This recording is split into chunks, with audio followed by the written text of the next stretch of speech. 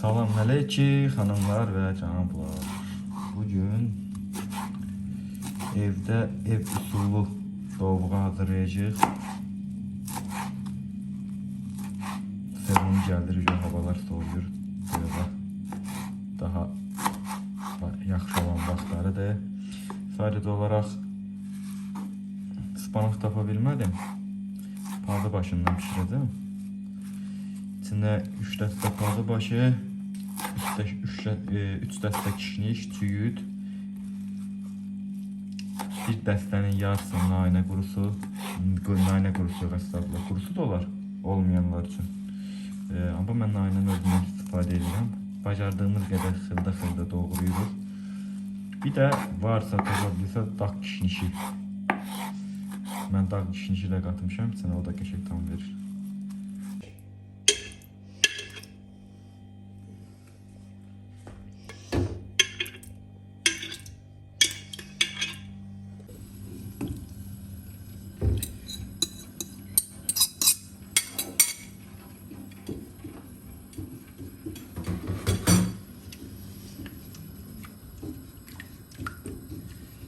3 litr qatığın dövğasını düzəldirəm. 3 litr qatığa 2 dənə yumurta bəs eləyir.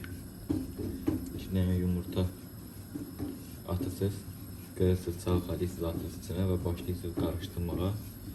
Özünüz zaten qatıq hazır olanda özünüz də hiss eləyəsiniz.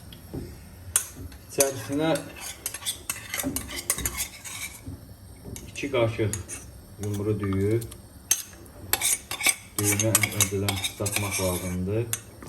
Biraz ıslaqda qalsın. Və yaxud da gecikib hissədə ıslatmağa da ehtiyac yoxdur. Bir əcənə naqiq qabın içində qoya bilərsiniz qabın içinə. Biraz döküb orada onun içində əcənə yumuşalsın. Bu dövğanın içində qoyanda pişsin.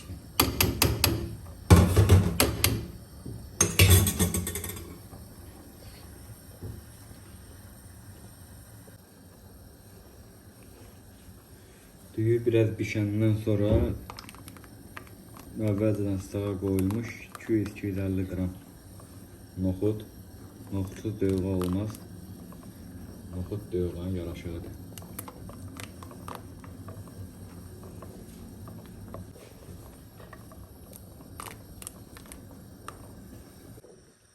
Bir çay qaşığı duz əlavə eləyirsiniz. İstəyə görə sonra duzunu tamına baxıb duz artıra bilərsiniz. Göyərtini yavaş-yavaş hamısını birdən yox, qarışdıra az tökün.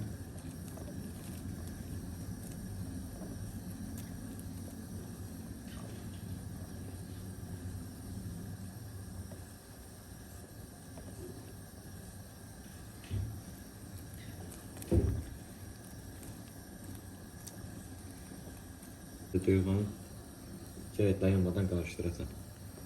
Qarışdırmadan çürüyür. Köyümüz tam ölənə kimi qarışdırırıq. Öləndən sonra baxdınız qaynamağa başlayır. Yəni qaynamaq istəyir daha doğrusu. Altını söndürün və yenə dayanmadan qarışdırın. Qoy çürüməsin. Neşinə videonu da bəyəndisə də abunə olun, like qoyun, videonu bəyənin. Biz də həvəsə gələk, yenidən nəsə hazırlayaq.